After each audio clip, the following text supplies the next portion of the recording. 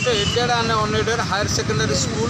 and colleges teaching and non-teaching employees association Odisha नाहतियार सभापति sir कौन कहे आपणकर या पूर्व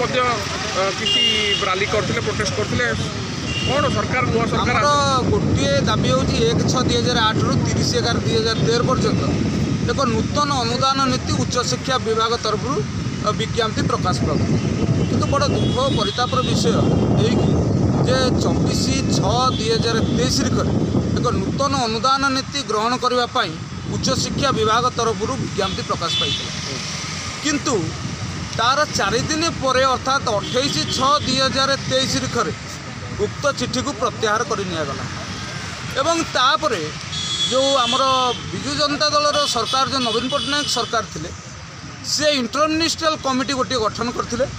एवं इंटरमिनिस्ट्रियल कमिटी आमको डाकिकी आम सहित आलोचना करागला सकारात्मक आलोचना करागला एवं कौटी कौन रहिला जे से भी आमर नोटिफिकेशन कले तापरे परिवर्तन आसी एवं परिवर्तन आसवा पूर्व सभास्थल को बर्तमान जो आमर अच्छा मोहन चरण माझी जी मुख्यमंत्री एवं सूर्यवंशी सूरज जी अच्छा आमर मान्यवर उच्चशिक्षा मंत्री अच्छा से सभास्थल को आसी से दृढ़ प्रतिश्रुति देते जे आम सरकार को आसिले तुमर एक नूतन अनुदान नीति प्रकाश करूँ एवं 6 मास बर्तमान बीती जाइए